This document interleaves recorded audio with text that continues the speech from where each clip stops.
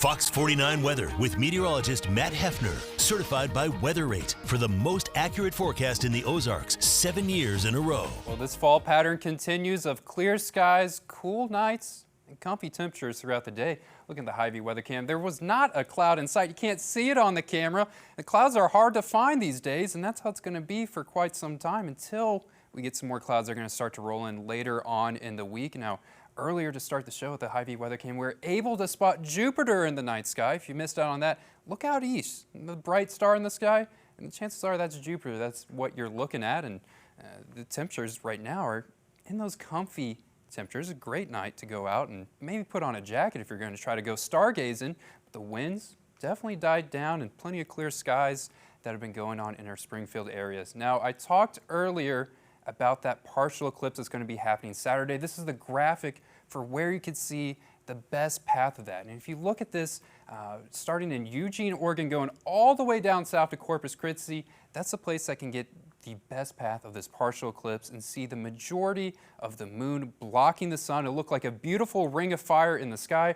For us, what's it going to look like? The moon's going to block about 2/3 of that sunlight, so still a great sight. That's going to be happening Saturday, right around that noon hour. I believe 11:53 is going to be peak time for our viewing area here in the Ozarks. And speaking of viewing, a lot of people are wanting to see those fall colors. They're wondering, where is it at? The trees are still very, very green, and they're just a few are starting to begin to turn. And I still think we're a couple weeks away until we get that peak fall forecast here in the Ozarks. And a big reason why we haven't gotten it yet is we ended September so warm. We started off October on a warm note too. Now these leaves, for them to change, they want those cooler temperatures. Even some frost helps get that change, and definitely the shorter days, the less sunlight, are all things that contribute to this change and kind of get us to those peak fall colors here in the Ozarks. And this warm start, 89, 86 to start off October. That's kind of why things have been delayed. But ever since then, we've been getting those fall-like temperatures, which means we're on track for that fall foliage to come back into the area. Something that we need to come back into the area is some clouds and some rain, because, man, this has been the pattern for the last couple days. We've had a high pressure system that has pushed all those clouds out, that has kept things very quiet here in our region, and it won't be until all the way, look over in the Pacific, you can start to see some rain. You can start to see a low pressure system that's contributing and creating some activity. That's going to move into our area later on this week. That's going to create some active weather for us. Tonight, going to be the same story that we've been experiencing the last couple nights. Going to be cool. Temperatures in Springfield in those lower 40s with clear skies are going to remain.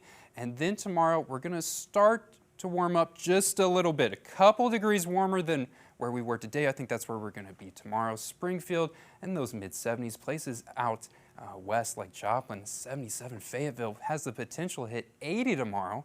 So we're going to start that warm-up pattern, and a big reason why is there's going to be a warm front that's going to push through tomorrow evening. Now, of course, this is going to bring warmer temperatures.